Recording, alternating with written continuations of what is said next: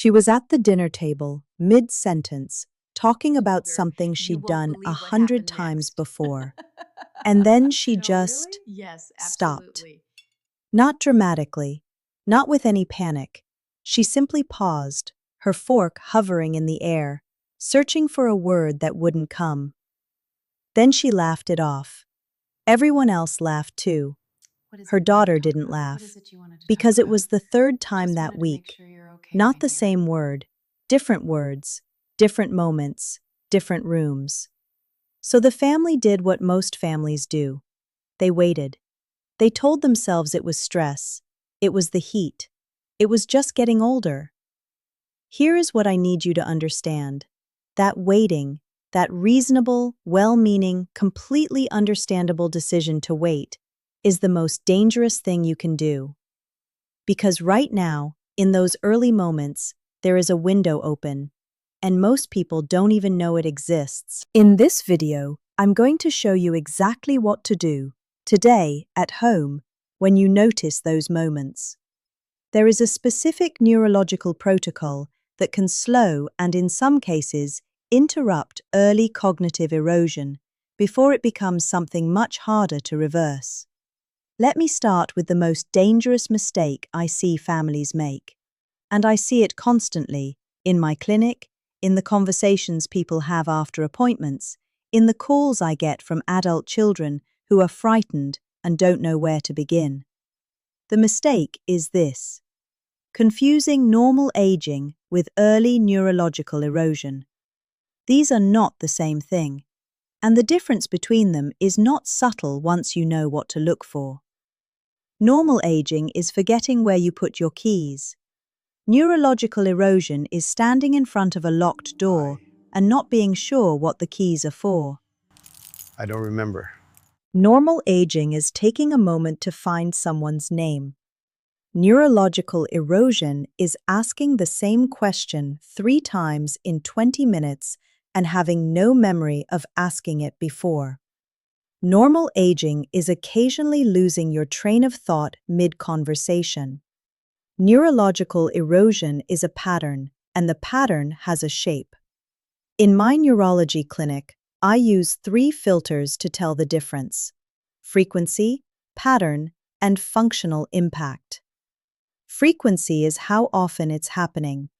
Once in a while is normal. Multiple times a week across I told different you to types of remember, do you tasks understand? is a signal. I don't recall, I'm sorry. No, how can Pattern you is not? whether it's getting worse. Memory changes in normal aging stay roughly stable over time. Neurological erosion moves in one direction. Functional impact is the most important filter of all. Is this person managing their daily life the same way they were a year ago? Are they still paying their bills, following a recipe, driving a familiar route without difficulty? Or are those things starting to slip? I want you to think of these moments not as embarrassing glitches, not as senior moments to be laughed off, but as distress signals. The brain is pulling the fire alarm, and like any alarm, the response time matters enormously. I worked with a gentleman in his early 70s whose wife brought him in after she noticed something that bothered her. He kept re-asking the same question within minutes. Not because he was confused or anxious. The memory simply wasn't forming. The question would leave his mouth, move through the air, and vanish, as if it had never been spoken. What she described was not forgetfulness. It was a failure of encoding. The brain was receiving information, but not storing it.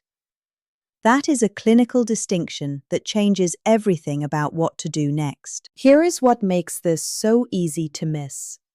The brain has a remarkable ability to compensate for early damage. We call this cognitive reserve. The brain's capacity to reroute, to improvise, to find alternate paths when the main road is compromised. It is one of the most extraordinary things the human brain does. But it also means that by the time the symptoms become obvious to everyone in the room, the underlying erosion has often been building quietly for months or even years. Before we go any further, I need to tell you about something happening inside the brain right now. A system most people have never heard of, but one that is either protecting your memory or quietly failing it every single night. Once you understand it, everything else in this video will make sense. Think of your brain's waste clearance system like a city's drainage network running overnight. While you sleep, a network of tiny channels runs through your brain tissue. When demand drops and the brain goes quiet, pressure builds in those channels, fluid moves through, and the toxic proteins that accumulated during the day, amyloid and tau, the same ones that build up in Alzheimer's disease, get flushed out. By morning, if that drainage cycle ran properly, your brain wakes up cleared, ready. This system is called the glymphatic system. And in my neurology clinic, I think about it every single day, because it is one of the most underestimated factors in cognitive health that almost no one ever talks about.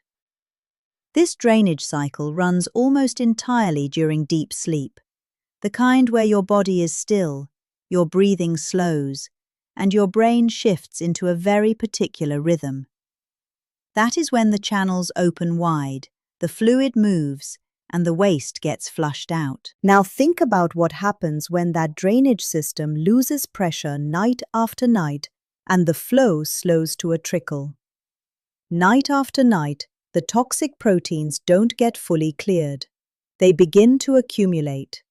Slowly, silently, over months, over years. The brain is not broken. The bulb has not burned out. The drain is simply clogged. This is the most important distinction I make for my patients. Most early memory loss is not a broken brain. It is a brain whose drainage system has been quietly failing. And a clogged drain is something we can actually do something about. There are 3 things that impair this glymphatic system in seniors, and all 3 are common, and all 3 are modifiable. The first is poor sleep architecture. Not just short sleep, fragmented sleep. The kind where you wake at 2 in the morning and can't settle again. Where you spend hours in light sleep but never reach the deep stages where clearance peaks. Your body is in bed for 7 hours, but the drainage system never builds enough pressure to fully flush. The second is vascular stiffness. As we age, the small blood vessels in the brain lose their flexibility. The glymphatic system depends on the gentle pulsing of those vessels to drive fluid movement.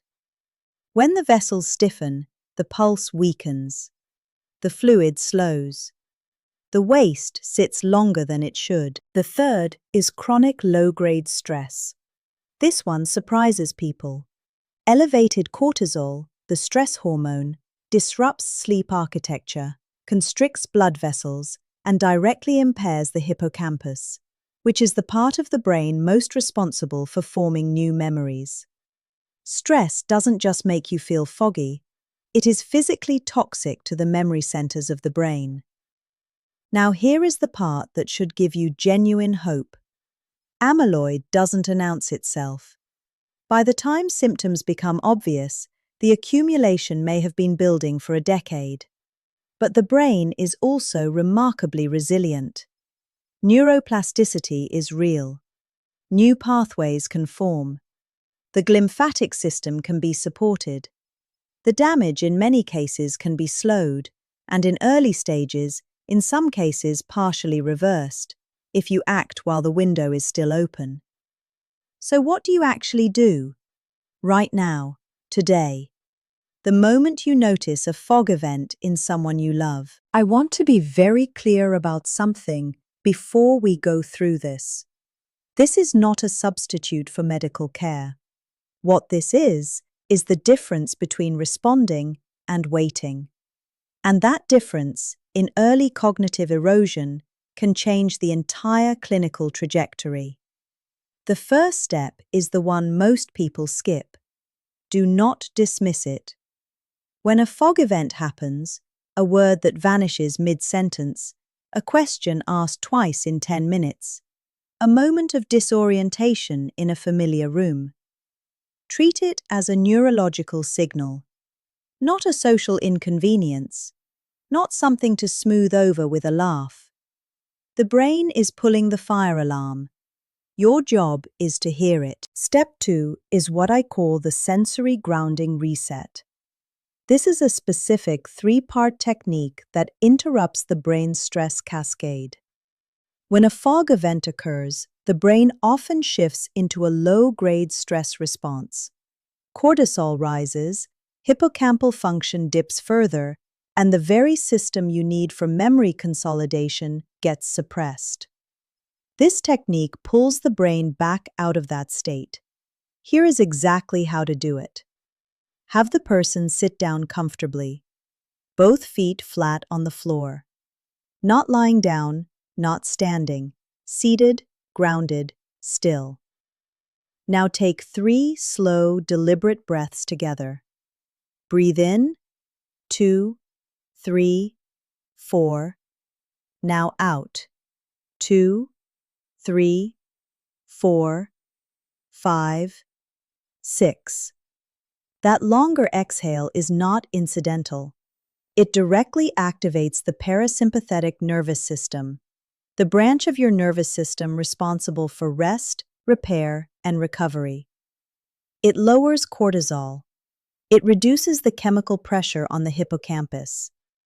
Do all 3 breaths before moving on. Then, and this is the part that makes this neurological rather than just calming, ask the person to name 5 things they can see right now, 4 things they can hear, 3 things they can physically feel, like the chair beneath them or the floor under their feet. This is not a distraction exercise. It is a deliberate re-engagement of the prefrontal cortex, the brain's executive center, which tends to go offline during stress and cognitive fog. Naming sensory input pulls it back online. It takes less than 2 minutes, and it works. Step 3. Hydrate immediately.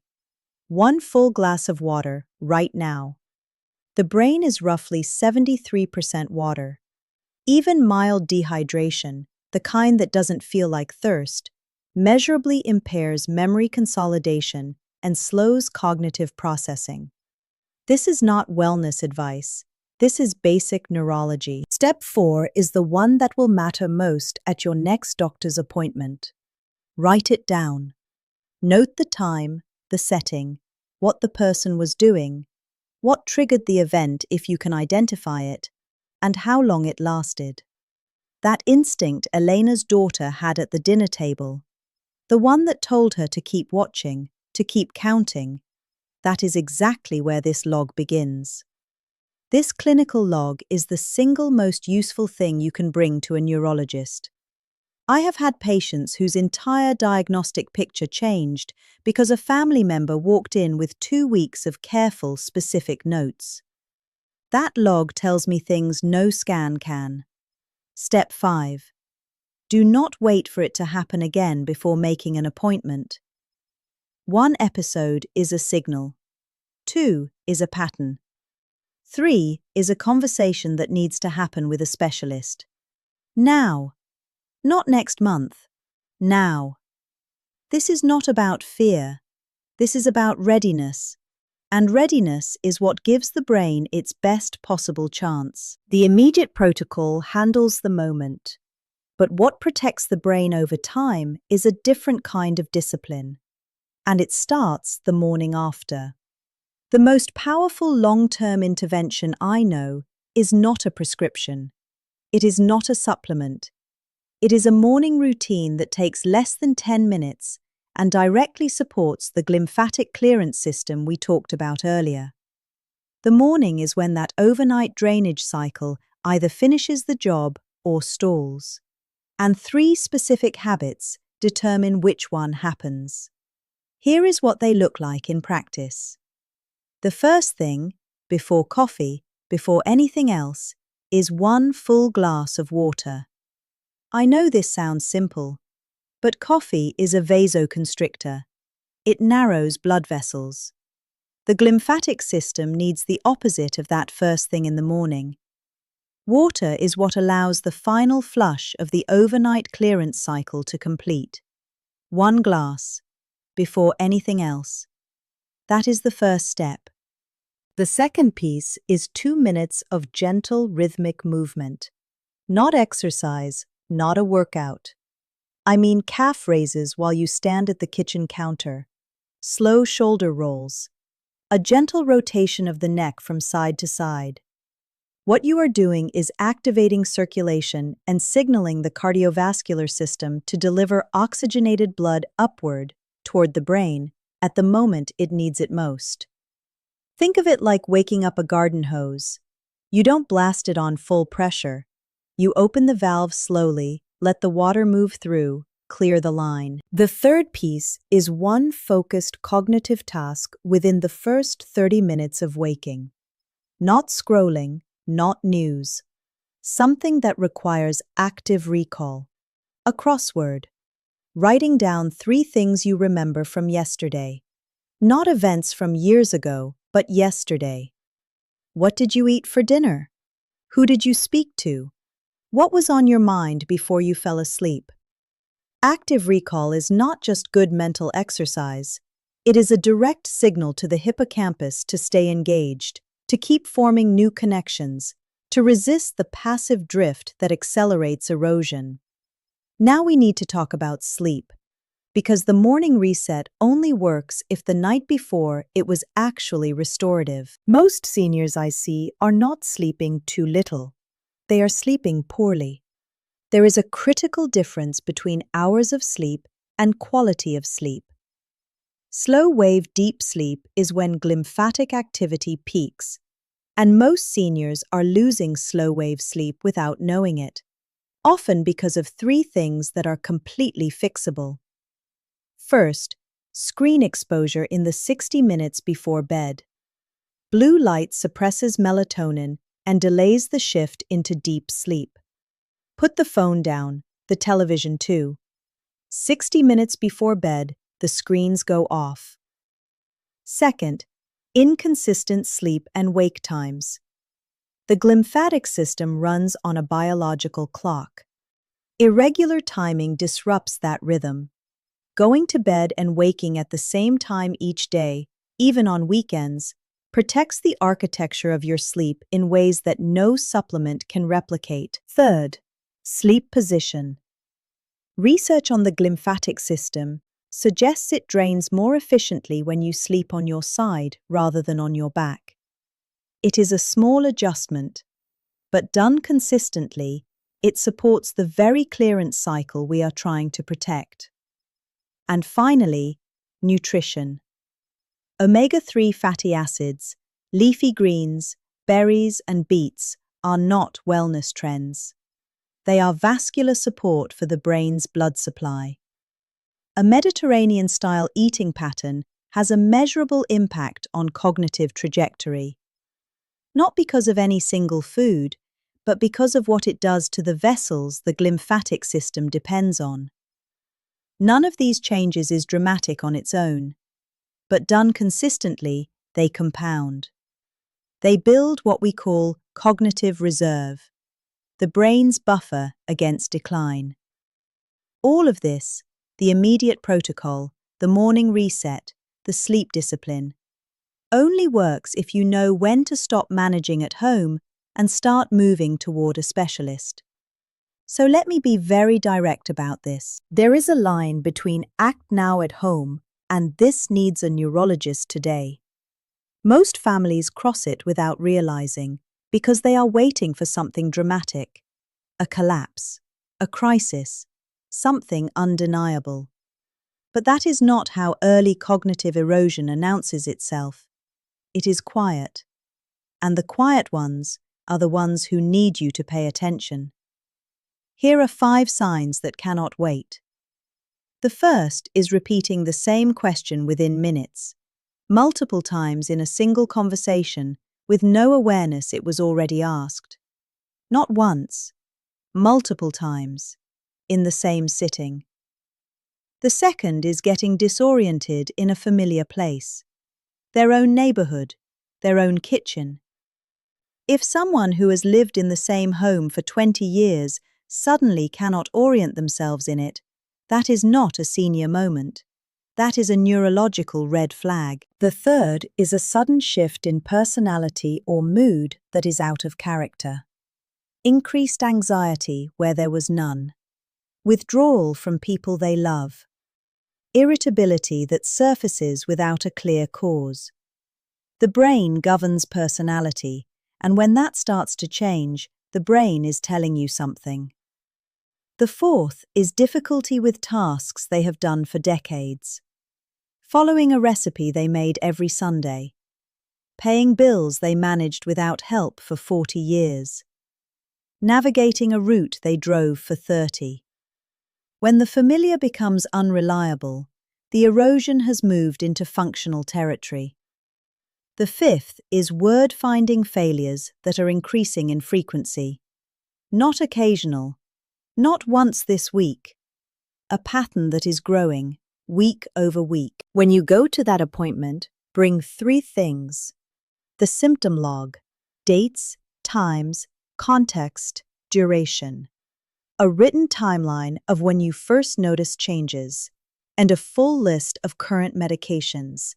This last one matters more than most families realize. Many common drugs, sleep aids, antihistamines, certain blood pressure medications, bladder medications, have cognitive side effects that can look exactly like early dementia and are completely reversible once identified. I have seen patients who were terrified they had Alzheimer's, and what they had was a medication interaction. Identified, addressed, resolved. I want to speak directly to the families who are afraid to make that call. I understand the fear. A diagnosis feels like a door closing. But here is the truth. Early mild cognitive impairment is not a death sentence. It is a window. And the earlier you walk through it, the more options exist on the other side. Reversible causes, vitamin B12 deficiency, thyroid dysfunction, sleep apnea, depression, are found every day in neurology clinics, found and treated. Your job is to get there early enough to find them. But there is one more thing I need to flag before you go. And this one catches people off guard every time I bring it up. Something sitting in your kitchen right now. Something you are almost certainly eating with the genuine belief that it is helping your brain. For most people, it does have real benefits. But there is a specific way the majority of seniors consume it that quietly works against the glymphatic system, the very system we just spent this video trying to protect. Done wrong often enough, it can undo meaningful progress. Elena's daughter acted early. She brought the log. The evaluation found 2 contributing factors, not Alzheimer's, but a nutritional deficiency and undiagnosed sleep apnea, quietly compounding for 2 years. Both addressed. Trajectory changed. What stayed with me after that appointment was something I keep coming back to in my clinic. She had been doing so many things right, and yet one of those contributing factors was being driven, in part, by something she was eating regularly.